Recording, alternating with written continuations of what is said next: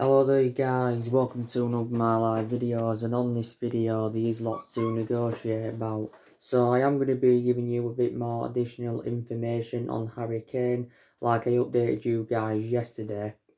Now I've just been reading recent reports, and it basically says that Daniel Levy, who is the Tottenham chairman, has revealed his stance on the Harry Kane saga, and he's come out and said that Tottenham have got no intentions of selling Harry Kane. Now, as you all know, Daniel Levy is a really hard negotiator, but he is a really good businessman. And don't forget, Manchester United have done business with Tottenham before. Don't forget we got Dimitar Berbatov off them, and we also got Michael Carrick off them, who endured 12 years at Manchester United. Now, obviously, I updated you yesterday night, didn't I? Harry Kane had come out and he'd made an admission saying, he could leave Tottenham if Tottenham, don't progress. Because quite clearly he's unhappy with Tottenham, and he says he doesn't want to stay at Tottenham for the sake of it.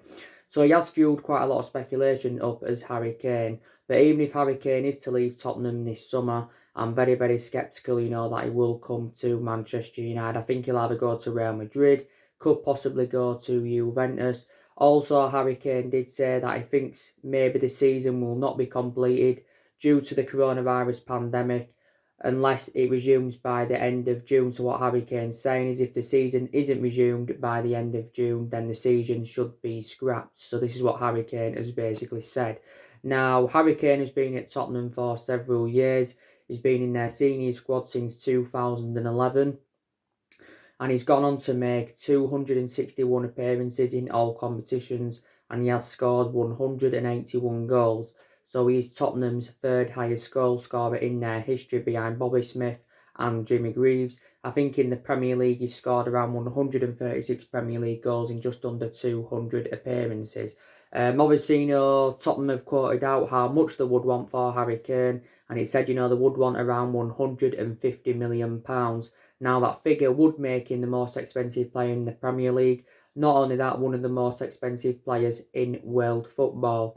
Now, I'm very sceptical that Manchester United will pay £150 million for Harry Kane. But basically, Harry Kane's ambition is to get some silverware on the board. And so far during his Tottenham career, he hasn't won anything in terms of silverware.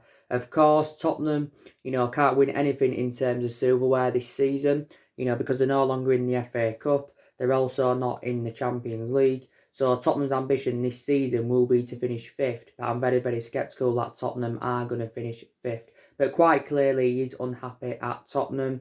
Obviously, revert back to the summer of 2018. Harry Kane had signed a new 6-year deal with Tottenham, worth in the region of around £200,000 a week. So as it stands now, Harry Kane has got around 4 years remaining on his contract.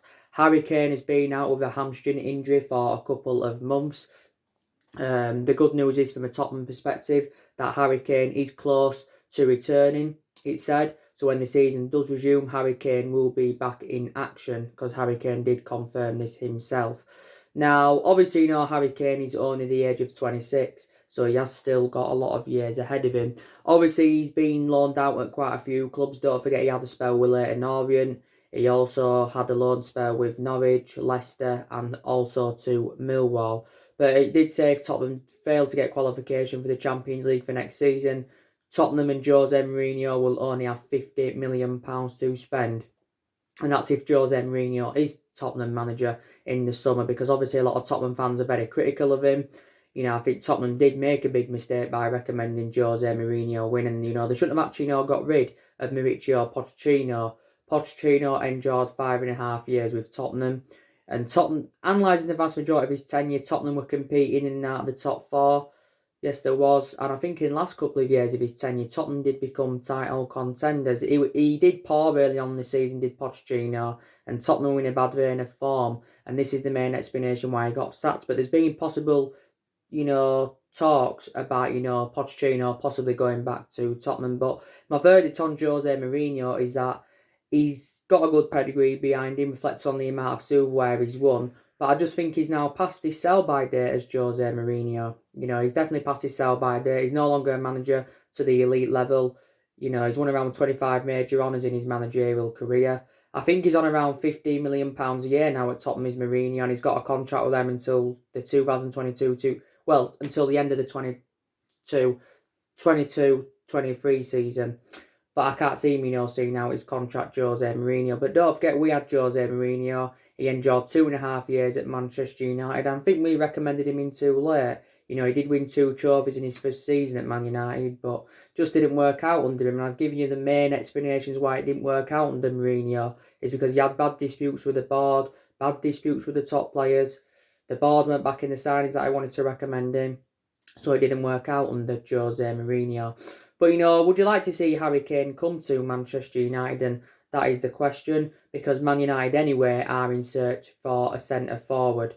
And I'm not too sure if Ed Woodward's had any negotiations with Daniel Levy, because he said quite a few weeks back that he was excited about relishing the chance of having negotiations with Daniel Levy. But revert back to what I said, he's a very, very hard negotiator. He's a very, very hard negotiator, and I think Harry Kane probably, would do really, really well at Manchester United, but I'm just very, very sceptical, that we are going to sign him. And don't forget, there's been a few other strikers on our agenda that would be much cheaper solutions than Harry Kane. You've got Aubameyang, who we could get for £50 million. He'd cost 3 times less than Kane. Timo Werner, £50 million again. He'd cost 3 times less than Harry Kane. But, for £150 million, we could get maybe around 2 or 3 players, dependent on, how sensible we are with our recruitment going into the summer transfer window. But, we shall see anyway. There's been some reports saying that Kane could remain at Tottenham, and obviously, if they don't win out next year, then Kane will quit then. Alan Shearer recently gave his verdict on Kane, and he thinks he will quit if Tottenham don't win anything next year. But definitely, he's Tottenham's best player. But Tottenham have lost quite a few of their imperative players. They lost Christian Eriksen to Inter Milan back in January, after he enjoyed 7 years, with Tottenham. He was a very long-serving player for them. Tottenham did get him from Ajax for around, 12 or 13 million. Also, too, they lost Danny Rose back in January. Don't forget, he went on loan to Newcastle.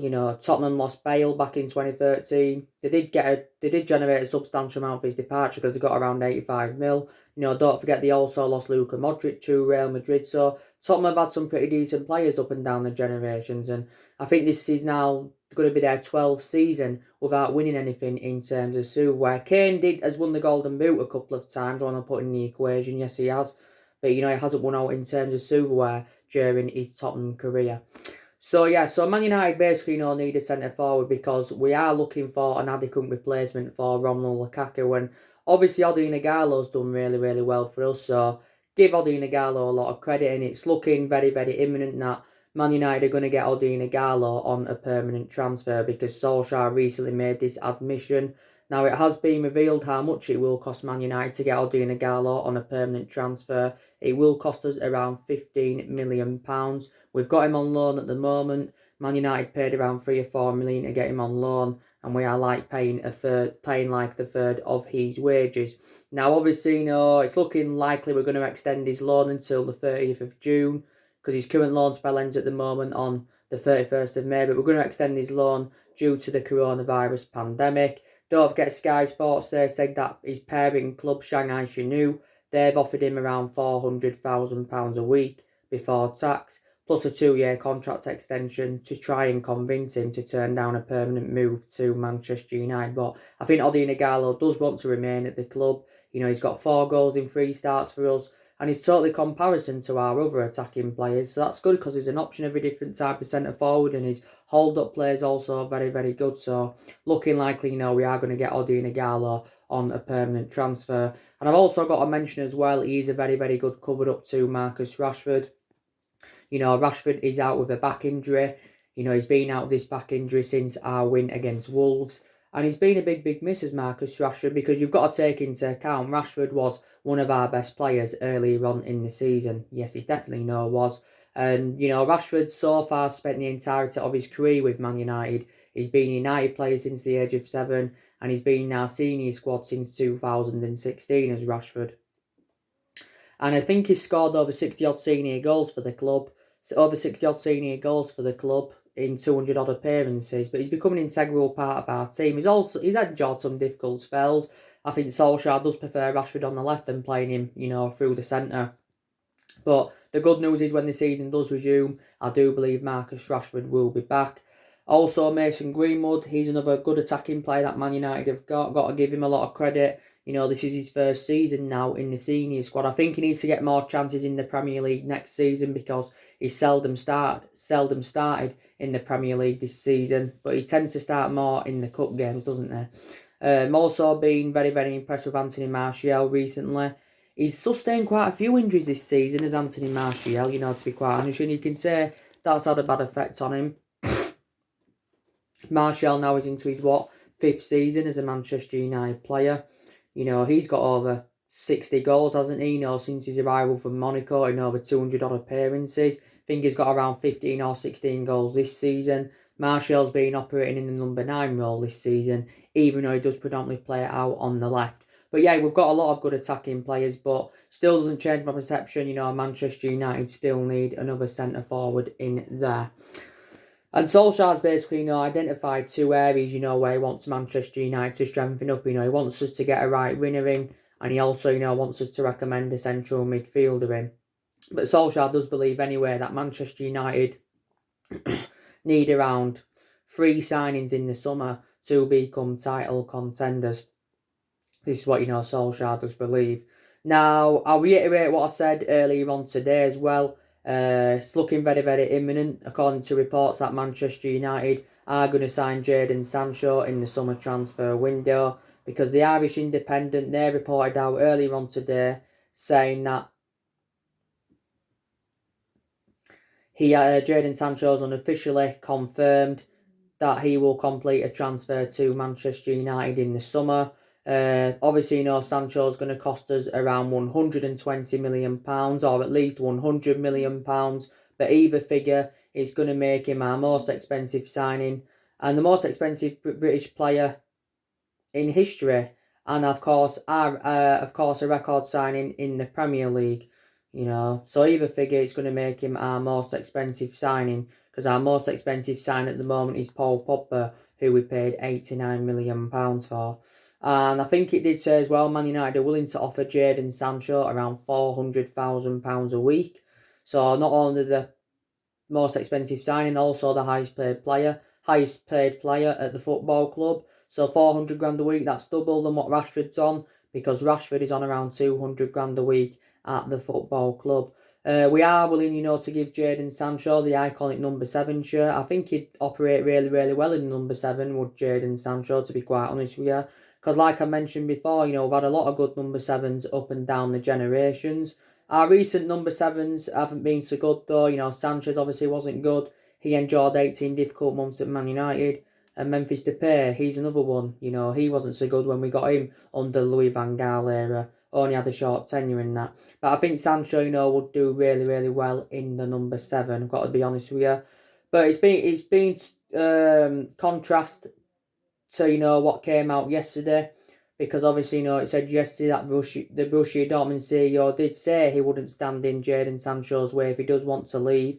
But he's, you know, remained ruthless over him, saying, you know, Man United are only going to get him if we pay their full asking price. So they're not determined to let Jadon Sancho go on the cheap. Obviously, last week, Fabrizio Romano broke some news out.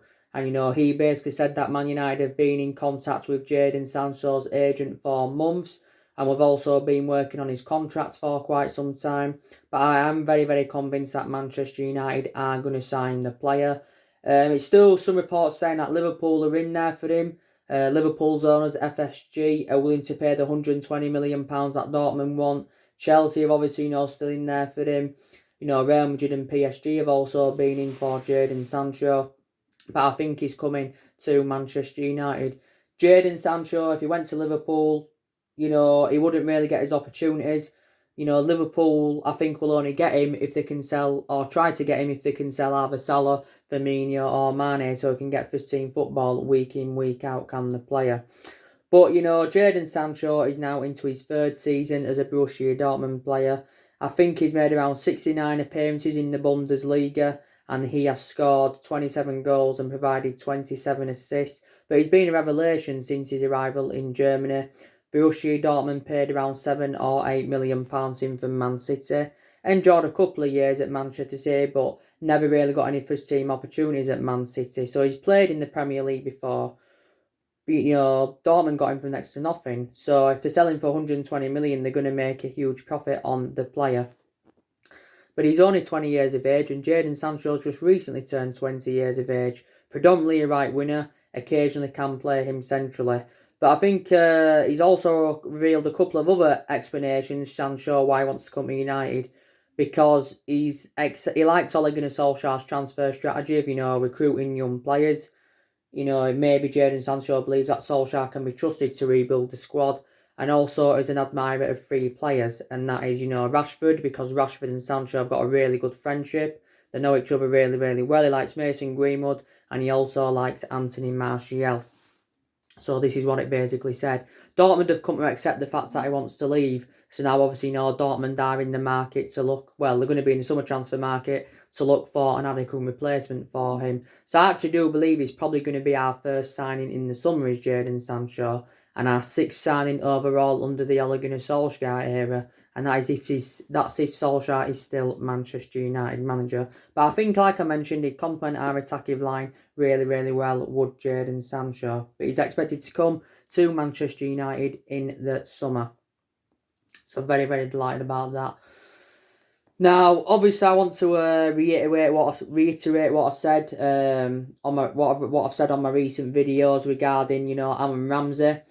Solskjaer, by the way, is a huge admirer of Aaron Ramsey, and there's a swap deal on the cards here. There's a swap deal on the cards. Aaron Ramsey could be coming to Manchester United as part of a swap deal of Paul Pogba making a return back to Turin. Now, I think one of the main explanations why Solskjaer is a big admirer of Aaron Ramsey is because he's got a good pedigree he's got a good pedigree in the Premier League. Yeah, well proven in the Premier League. Because, Aaron Ramsey did endure 11 years with Arsenal. So he was there over a decade, and he was a long-serving player for Arsenal, was Aaron Ramsey. Like I mentioned, he won around 3 FA Cups with them. He made, 360-odd appearances in all competitions? It was something like that. I know he made 262 appearances in the Premier League and scored 40 goals. Arsenal, of course, did pay around £5 million in from Cardiff because he began his career with Cardiff. He was in Cardiff's youth setup for around 8 years, was Aaron Ramsey. And don't forget, back in 2008, Manchester United went in for Aaron Ramsey, but unfortunately, we didn't get him. So Aaron Ramsey's now at Juventus, as you all know. It's his first season with Juventus because Juventus got him from Arsenal last summer. They got him on a free transfer, did Juventus, and obviously he's on £400,000 a week now at Juventus, is Aaron Ramsey. So reflect on his substantial wages. That could be, the stumbling block of him coming to Manchester United, possibly. That's what some media outlets are saying. And obviously he's got a 4-year contract with them, so he signed a 4-year contract last summer with them, so he's under contract with Juventus until 2023. I think Solskjaer would prefer Ramsey to come in instead of either Dybala or Miralem Pjanic. He prefers Aaron Ramsey to come in. Aaron Ramsey, I think, is 29 years of age. He's predominantly a box-to-box midfielder, but you can also put him on the left and you can also play him on the right, so his versatility is very, very good. But he's sustained few injuries this season, so due to that his appearances have been limited at Juventus and hasn't really flourished at all under Maurizio Sarri's guidance. So would you like to see him come as part of a swap deal of Pogba making a return back to Turin? Now, there is uncertainty over Paul Pogba's future because Paul Pogba's future has not yet been fully resolved, let's be honest. And we need to resolve Paul Pogba's future now because since he rejoined Manchester United from Juventus back in 2016, he's mainly endured a very, very difficult time. The vast majority of his performances at Man United have been totally comparison to his ones in Turin. Also, too, he's sustained quite a few injuries as a Man United player, especially this season. This season, he's only played 8 times, due to his injuries. And, he's endured a very, very difficult time at the football club since he rejoined from Juventus. He's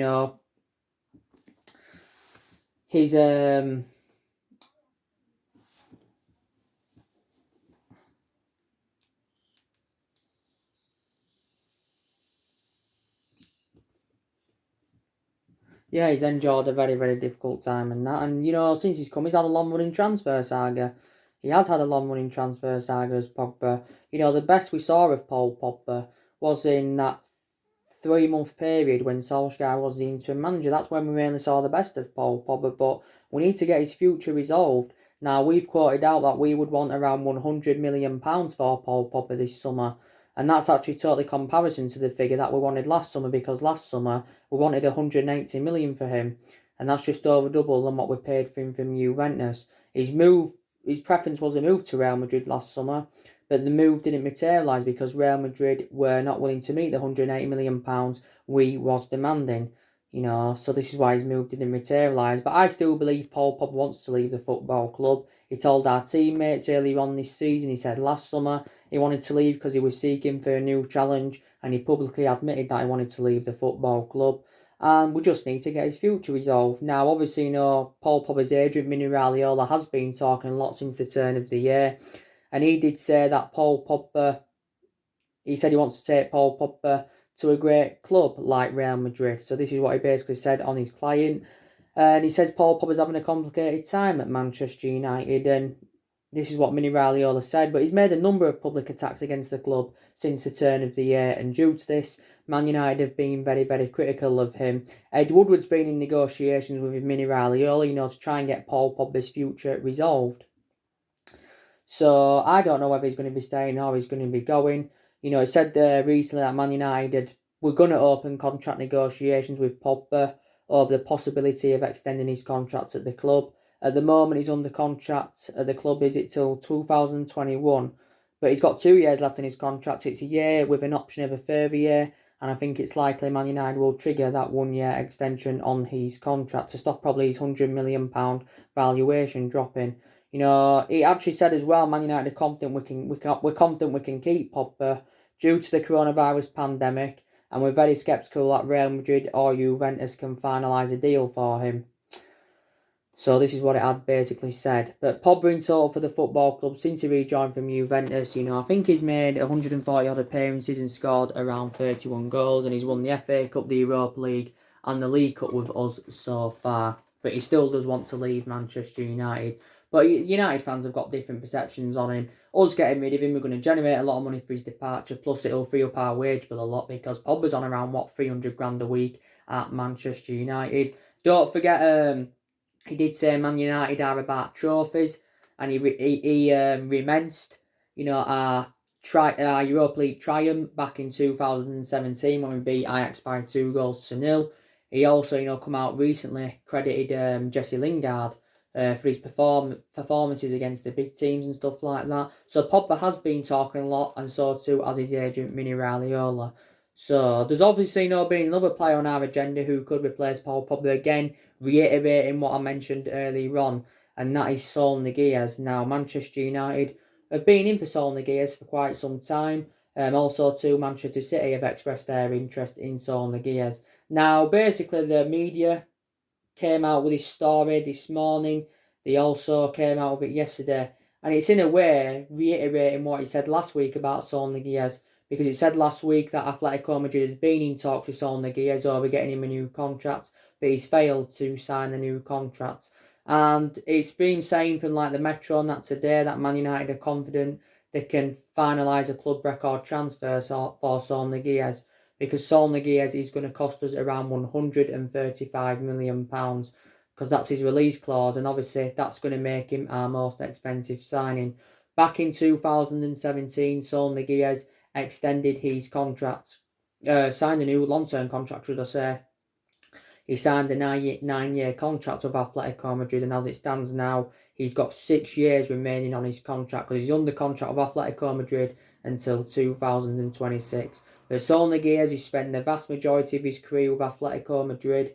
He's gone on to make nearly 300 appearances for them in all competitions. He can play as a central and a defensive midfielder. When he was younger, he was predominantly a centre-half, was Saul Niguez. So yeah, he's another player on Manchester United's agenda.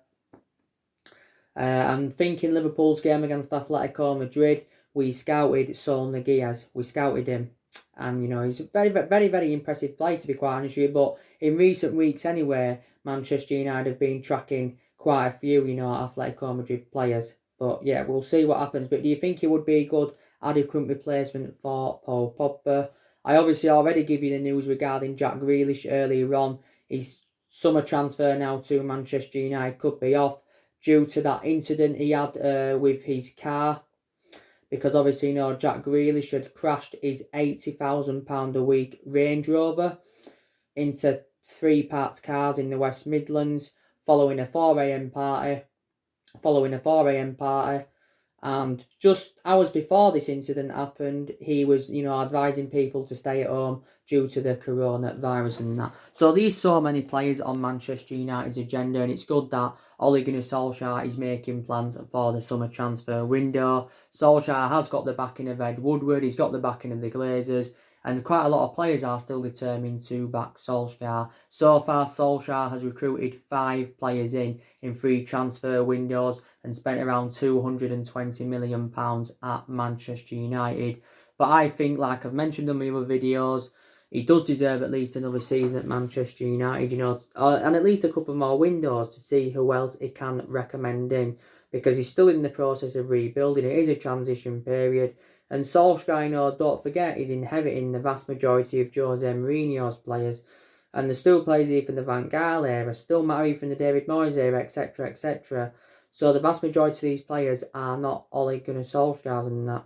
And if it doesn't work out going into next season, that's when I would get rid of Ole Gunnar Solskjaer. But till then, I think Manchester United, should stick with him. If we get qualification for the Champions League, I definitely think Solskjaer will be given another season. And there's, we've got a chance of getting silverware on the board this season because, we can win the Europa League, win into the last 8. We can win the FA Cup, win into the quarterfinals. So it will be very, very good for us to get some silverware on the board under Solskjaer. So let's just put that into the equation.